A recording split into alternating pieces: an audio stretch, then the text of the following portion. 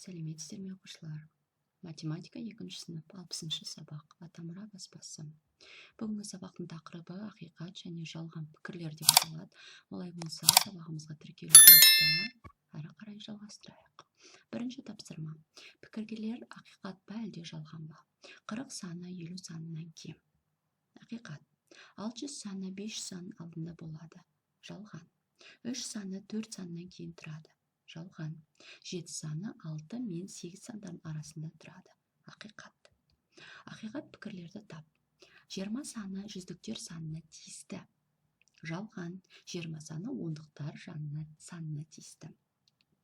20 және 40 сандары 2 таңбалы сандар жиынына тиісті. Ақиқат. 20 және 40 сандары 2 таңбалы сандар жиынына тиісті болады. Ондықтар жиынын пайдаланып бір ақиқат және бір жалған пікір құр. 50 ондықтар жиынына тиісті деген пікір құруға болады. Немесе ең үлкен 2 таңбалы сан 90-ға тең. Бірінші бізде ақиқат, екінші бізде жалған болады. Үшінші тапсырма. Жалған пікірлерді тап. 3×3 кеңістік фигуралар жиынына тиісті. Жалған. 35 саны геометриялық фигуралар жиынына тиісті емес.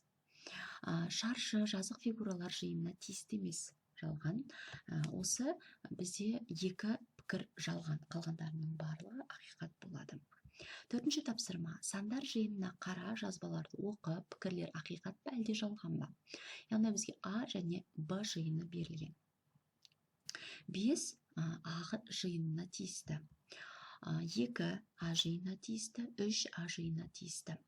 Келесі 5 Б жиынына тиісті емес. Ақиқат.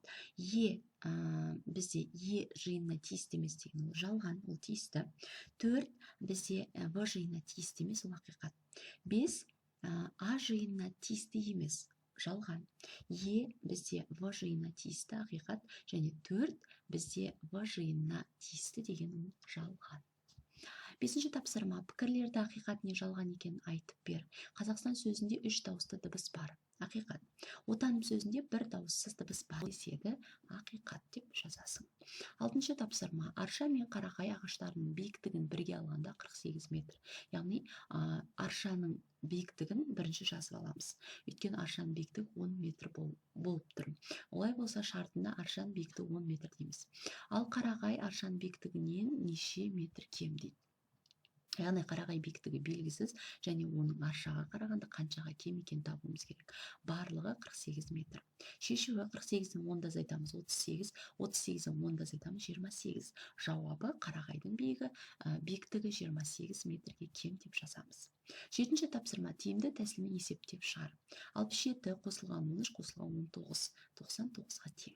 35 қосылған 45 қосылған 13, 93-ге тең. 73 қосылған 7, одан кейін барып 30-ға қосасың 110.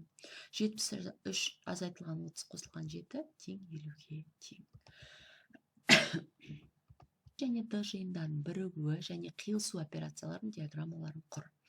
Яғни бізде мына жерде диаграмма құрылып тұр. С 1 таңбалы сандар жиыны болу керек, Д 5-тен кем 1 таңбалы сандар жиыны болу керек. Өзің 3 ақиқат және 3 жалған пікір құрастыр дейді. Яғни бізде мінеке мынау жерде жиын құрылды, мынау бізде С, мынау бізде Д жиыны. Ортадағы ол бізде екеуіне де тиісті жиындар болып саналады. Яғни С және Д жиындарының қиылысуына бізде 1, 2, 3, 4 сандар жатады. С және Д жиындарының бірігуіне, яғни барлық қосылуына 1, 2, 3, 4, 5, 6, 7, 8 толы сандары жатады.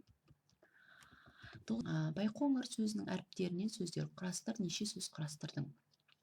Байқоңырдан біз бай, қоңыр, ай, оң, қой, бақ, бар, ой, қыр, қор деген сөздерді құрастыра аламыз.